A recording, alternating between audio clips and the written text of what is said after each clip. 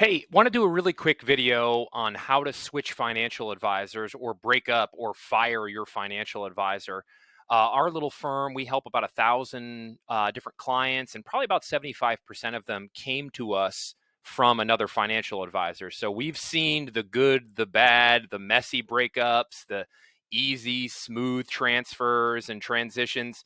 And I just want to give you some tips on what I've seen is the most effective way to do that for both parties, right? Because um, in some instances, you haven't heard her from your financial advisor in years, and you never really had a close working relationship with them. They have not done a good job.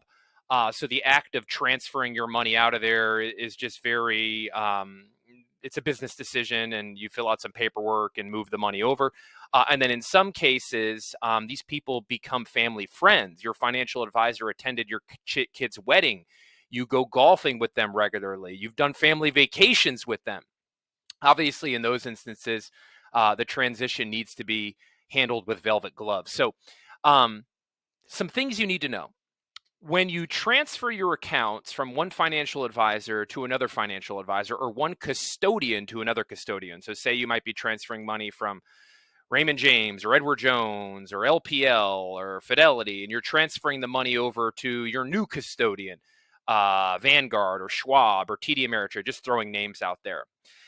The financial advisor is not involved in that what's called ACAT transfer. So it's not as though the financial advisor needs to bless the transfer and say, okay, I permit this to happen.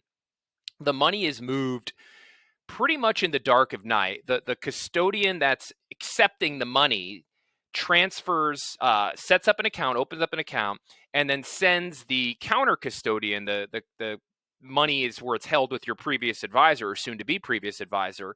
And that transfer is enacted.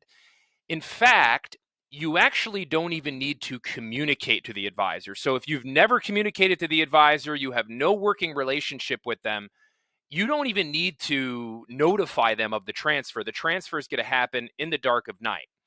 Now, most people have some level of relationship with their advisor. After all, if you're a financial advisor, you're in the customer service business. So typically, people who are financial advisors are friendly, gregarious, happy-go-lucky type people. Otherwise, they're not going to be very good at this business because your product is essentially you. And if you're a curmudgeon who has no friends and doesn't communicate to your clients, you're probably not going to have much longevity in this business. So typically, these financial advisors are pretty friendly. So most people don't just want to transfer their money in the dark of night and not communicate to the previous advisor. Not to mention, you probably want to notify that advisor purely because if they're doing their job properly, they're looking at their accounts daily, they're seeing notifications if accounts go out. You want to notify that advisor purely so they know it's coming and it's not a fraud risk or it's not someone transferring money out without you knowing about it, right? So what we do for people who work with our firm is we literally pre-populate a simple letter, and it's a thank you card. It just says, thank you. I appreciate all of your assistance with my finances in the past. After careful thought, I've made a decision to work with another advisor. I ask that you respect my decision, and it's not necessary to contact me any further. Thank you again for your assistance, and I wish you well. Now, if the person is a family friend or you spent a lot of time, this might not hit right. They might go, hey, wait a second here. You know, I've known you for a decade and you send me a cheap thank you card. But for some people, this might be perfectly satisfactory. I mean, you're being cordial. You said thank you for your assistance in the past. Even if you feel as though that advisor has let you down or they haven't performed properly or they don't run a great organization or business and they haven't done a good job of servicing your account, why not just exit stage left with a thank you, right? Why burn a bridge? You might bump into this person at the grocery store. Swallow your pride and simply say, hey, thank you so much for your help. I've decided to go in another direction, and I hope you respect my decision. And I hope I can use you as a resource in the future because you've done a wonderful job with my money, and just move on, right? Why create an enemy or animosity by saying, hey, you dum-dum, you've done a terrible job, I wish I never met you. Heck, even if you wish you never met the person, maybe I just don't like confrontation. I would probably just say, thank you so much, I've decided to go in another direction. Now, so this is for advisors that you don't have a very close relationship with, but you want to notify them and just kind of keep them abreast of, hey, I'm moving, and I just want to exit in the most cordial way. So some advisors, upon receiving this note or email, most people are going to email, and if you reach out to my office, I will literally, we've refined that email in a way where it creates as little friction as humanly possible. So we can literally send you the email that you want to send to the financial advisor that you're breaking up with. And it covers all the bases. So there's no reason for that financial advisor. There are certain companies that pride themselves on asset retention training. And I will not name names, but once you're in the midst of that, you will know you are in the process of being retained for your assets. And what they do is, once they get this letter, is they'll say, hey, who are you working with? I'm confused. Why don't I think we need to review your plan. Will you at least give us one more opportunity to go over our value add? Or I'm so sorry, I never thought this was coming, and maybe it's because there's a disconnect between your investments and your plan. So they'll do something like that to kind of rope you back in, and they'll gather, oh, where's the money going? Oh, it's going to this guy named Adam Curran. Well, I looked up Adam Curran online, and I don't know about this Adam Curran guy. It doesn't look like he serves high net worth people like you, or I don't know if his business is structured. So the biggest loser there is you, right? Because now if you go through this asset retention process, your previous advisor, you already don't have a tremendous amount of faith and trust in them. Otherwise, you wouldn't be considering leaving them, right? So you don't trust your current advisor. Your current advisor has whispered in your ear um, little nuggets that leave you feeling a little less confident. My phone's talking to me. My watch is talking to me. A little less confident in the new advisor that you're going to work with. And there you are on an island going, well, I don't trust them. And now, I don't really trust them either. And you're out on an island. So that's never a good place to be as a client, right? And then what happens is, well, he said this, this, and this, and he said this, this, and this. And I can just tell you at my station, in this industry, I'm not going to do that. I'm not going to go back and forth with an advisor and argue and fight. Like, I like to think if you go through our planning process, the value add that we display with our competence in tax planning and healthcare and investment philosophy and our planning, like, I think we should have shown you enough reason that switching to us is going to be in your best interest. If it comes to financial advisors sending emails back and forth, no one wins there, and it's a lot of time and effort wasted. So that's another piece of advice. If you're considering leaving advisors, don't connect the two advisors and have them have a little scrum and a fight together to see who wins. Unless you're the type of person who likes to watch stuff like that, which I might warn you, you're not going to get a very good financial advisor if that's your genetic makeup. Okay, now let's talk about the instances where you have a very close relationship with the advisor. No one likes to be told, I'm breaking up with you because I'm going to move over to this person because they're better than you. And in essence, that's kind of what you're saying in moving financial advisors. You're inferior. You haven't done a good job. I'm moving on to greener pastures because I think they're better and they're going to do right by me. You could just say that if you have no social concern for confrontation. You could just go, I think I'm going to get a better service by these people. But what I'm trying to do here is show you a smoother, softer landing where if you bump into that person ever again, you can have some small talk and maybe your kids go to school together. Like, you could very easily, it's not awkward. Okay. So typically when you're switching financial advisors, the advisor you're breaking up with doesn't see you're switching from Bob Smith to Adam Curran. They don't see who you're going to. Now they will see the money is leaving LPL and it's going to TD Ameritrade or it's going to Fidelity. So, in my opinion, the softest way to let that advisor down or fire them or break up with them or switch from them is by simply writing an email, not doing a phone call, because if you do a phone call, they're going to kind of start putting little chinks in your plan and ask you a bunch of tough. Some of these people are trained to keep your money here, and they've done it a lot. And typically, if you're not a good advisor, you have lots of clients leaving you, so you get really good at trying to keep your clients because of how many people are actually exiting stage left from you. So my opinion, do an email, and that email should simply read, "Hey, Mary, after very thoughtful consideration, I've decided to take a more hands-on approach with my financial accounts. I hope you will respect my decision, and I hope I can use you as a resource in the future should I wish to be less involved with the management of my assets. Thank you so much for everything you've done for me in the past. I would not be where I was without your help and your thoughtful guidance. Best." That's how you do it. Okay?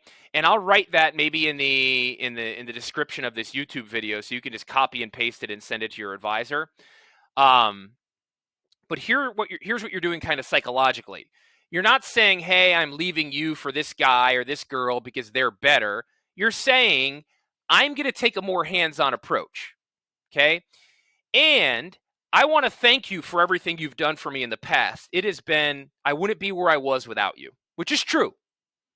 Now, you could have maybe been better without them, but you wouldn't be where you were without them. And I hope I can use you as a resource in the future. Heck, you might come to the realization that the advisor wasn't all that bad and you kind of missed the service you got from them, so you might have to go back to them with your tail between your legs. And if that's the case, you kind of left that door open. And thank you. Thank you for everything you've done for me.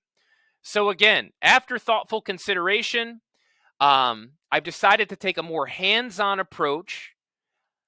Thank you for everything you've done for me. I wouldn't be where I was without the help that you provided.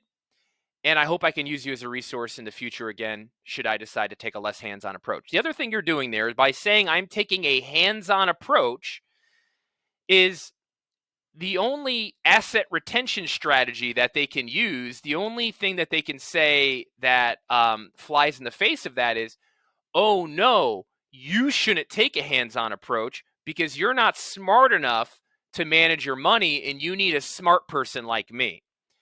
So it kind of changes the dynamic in exiting, because if they say, "How dare you take a hands-on approach? I'm a classically trained financial advisor, and people who do it themselves and take a hands-on approach screw it up and go broke," maybe you don't want to work with that advisor to begin with.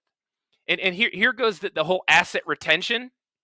If you get an advisor that you're trying to break up with and they're throwing the kitchen sink at you and talking guff about the new advisor, or planting seeds in your mind's eye about how you're going to go broke, and is that the type of person that you think you should be getting advice from surrounding your life savings?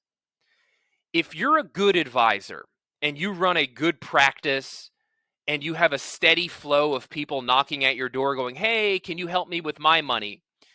and someone decides to chase a shiny object and leave you and go to another advisor, that's the mindset you need to have. We don't lose a lot of clients around here, but if we work with 1,000 people, every now and again, sometimes people will say, "Hey, I want to work with this person."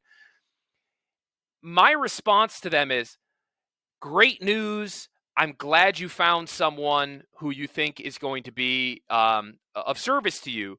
Please let us know how we can make the transition out as effective as possible.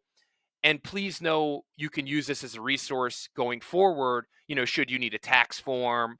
Um, and that falls under the mindset of, if I have a client who thinks they can do better elsewhere or is unhappy with the service that my little firm provides, why would I want to keep working with them? I want them to exit as quickly as possible.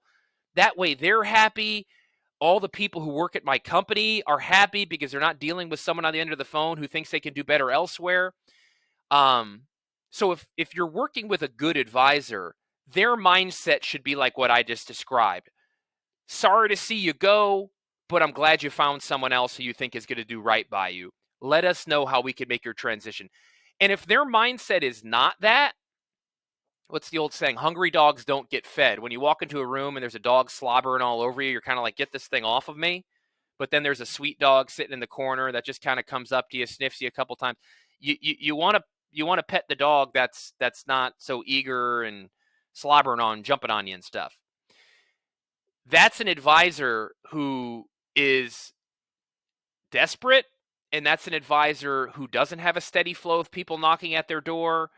That's an advisor that's operating from a position of scarcity. Oh no, I'm going to lose you, so I better say something that disparages the other advisor. I better plant some seeds of doubt in your head that makes you never want to leave. And I might argue that's a toxic relationship. So I'm going to post that very language in the YouTube comment section or in the description. Hopefully this was helpful. If you have a situation that's even more unique, please reach out to our office. Even if you're not working with our company, we're happy to be a resource and say, hey, this is what we found works the best.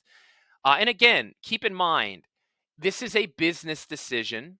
I know emotions and relationship stuff kind of murkies the water, but this is a business decision. If you have $1 million portfolio and you're paying a 1% management fee, you're paying someone $10,000 a year. I might argue that might be one of your biggest expenses. If your mortgage is paid off, that might be one of the biggest expenses that you have in your financial life. So you need to treat it like a business decision. And if that person is just going through the motions and not doing a good job of planning with you and showing you the latest, greatest technology and financial strategies, and periodically gaming out your tax return and showing you ways to avoid taxation and teaching you about things on an ongoing basis, right? The rent is due every day. Your financial advisor needs to be getting better day in and day out. This industry is moving so fast, you can't rest on your laurels. Anytime I see an old crusty advisor who, operates with a yellow pad, there might be something nostalgic about that, but that tells me that individual is not on the cutting edge of technology. That person is not striving to get better. They're just kind of going through the motions and waiting until their retirement date. One more thing before I hang up. Some of you might just go, I can't leave this person. They're just too close of a family friend. Well, the squeaky wheel gets the grease. And maybe that financial advisor has great tax planning software. Maybe that financial advisor has wonderful retirement income planning software and knows a good deal about long-term care and Medicare supplemental coverage and Advantage. And they know all this stuff. But they are just under the impression that you're okay because you don't squeak a lot, right? You're not a squeaky wheel. Sometimes it's up to you as the consumer to raise your hand and say, hey, Michael, I need more attention. I'm a squeaky wheel. I want to go through your planning process like a brand new client, right? I want you to woo me again, take me on a date again, right? It's almost like the same concepts of keeping your marriage alive. You got to treat your wife like your girlfriend and take her on a date often and spoil her on your anniversary and such. Well, financial advisors sometimes don't know you're unhappy unless you voice that concern. And you can voice that concern in a very cordial way. You can simply go, hey, I'm the type of person that periodically just wants to be loved on. And I'd like to go through your planning process from start to finish. I want you to treat me like a brand new prospect. I want you to do an analysis of my portfolio. I want you to show me the optimal way I should be electing my Social Security in the future. I want you to punch all my stuff into your planning software. I want to do some tax analysis with you and my accountant. And maybe if they're a good advisor and they're running a great operation, they just do that because they have all those resources and they have all those tools. Now, if they go, well, I'm already doing that, and you're going, I don't get any tax planning. I don't get any. Well, there's your advice. Leave them. But if they're a good advisor and they just don't know you need a little more tender love and care, just voice that, and maybe that rekindles your professional relationship with them, and you feel good for a few more years in getting counsel from them. Anyways, I threw a bunch out here. Hopefully, it was helpful. Again, you're welcome to reach out to my office if you want a little bit more guidance on how to transition to a new financial advisor in a very unconfrontational way. Thanks so much for watching.